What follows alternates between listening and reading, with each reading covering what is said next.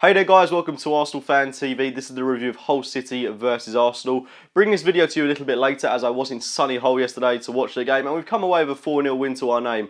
Can't really argue that's a fantastic result. It wasn't the most convincing of performances, especially in that first half. We were very slow, there was a lack of movement on the ball, and all round it was a very frustrating first opening 40 minutes for Arsenal, but I did take a gift from David Myler, which did spark us into life, and I thought from that point onwards, we did play some very good football. A lot of individual performances that I think we can take away from this game. Joel Campbell, once again, magnificent. And Mohamed Elneny was everywhere yesterday, running the midfield. I thought he was superb as well. Matthew Flamini, I don't think he was awful. I'm struggling to actually criticise him in this video. I thought he did very well at right back. And I think we've got to give a lot of plaudits to the defence, because at the end of the game, we ended it with Matthew Flamini at right back, Callum Chambers and Nacho Monreal at centre half, and then Kieran Gibbs out on that left-hand side. Kieran Gibbs put in another really good performance as well today, and really did have a speculative effort in that first half, which could have made it 2-0 to us at that point in the game. But it really was an exciting back four in many senses, but it was great to see them keep a clean sheet, especially against the Hull City team that has been thriving on confidence in the past couple of months under Steve Bruce. I've got a lot of time for Hull City, a lot of time for Steve Bruce as well. They are well on track to get back into the top flight of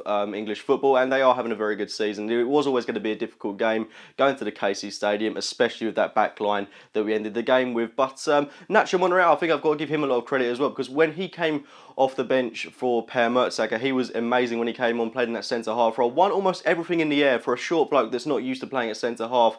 I thought he did really well. Callum Chambers, for me, is by no means a right back. He did a lot more better work when he moved into the centre of the defence. He looked a lot more assertive there. I think that's where he's got to be playing from here on in. David Ospina in goal, he was very good. We also saw Alex Iwobi get another start in an Arsenal shirt, and he was magnificent for the time that he was on the pitch. He looked absolutely assertive in that central attacking midfielder. I was always driving, looking to get at the whole City defence. He's dominant and he wants the ball to his feet all the time. He always wants the ball. He always wants to make something happen. He does look like he wants to get himself on the score sheet, and he is a player that's definitely knocking on the door of getting in the starting 11 on a more regular basis. But we started up top with Olivier Giroud, big game from him. He did have a rather convincing performance up top, scored 2 really good goals. The first one, like I say, was a gift from David Myler in about the 40th minute to open the score and make it 1-0 to the Arsenal. A much needed goal from Olivier Giroud, and you can hope that, I think he's on about 20 goals now. You can only hope that he gets a couple more between now and the end of the season, and he can be a big part of this final stage of the campaign. But going out into that second half, it was a lot better from Arsenal. We looked a lot more confident on the ball. We were enjoying more spells of possession. The only real talking point of the first half, aside from the goal, was that Per Mertesacker went off injured with a concussion.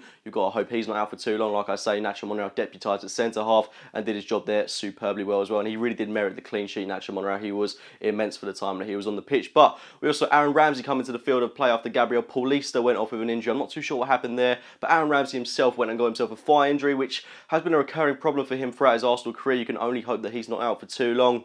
And then we saw Jeff Rain Adelaide get a couple of minutes for about 30 minutes of the game. It was great to see him come on from off the bench. And it is a shame to see about Aaron Ramsey, because albeit they're players that have come under scrutiny in recent weeks, you can't help but feel that after he got that goal in the North London derby, he may have sparked a little bit of form back into himself.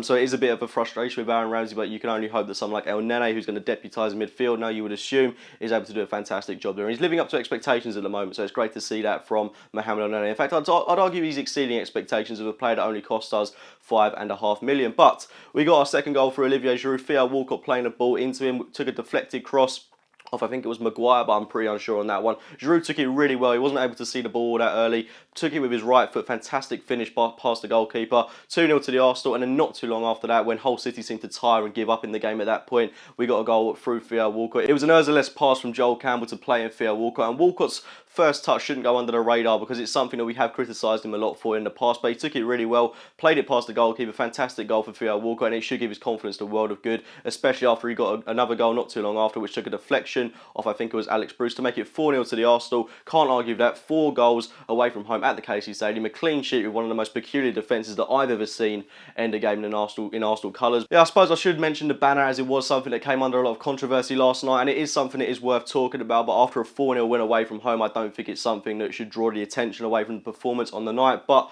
I'll leave it on that. Please do get your thoughts on the game in the comments box below, as well as the banner if you do want to. Like this video if you have enjoyed it, subscribe to Arsenal Fan TV, and as always, I will speak to you very, very soon. Better than my seat, I will admit. Now you see, for me, this is, for me, one of the highlights of the tour.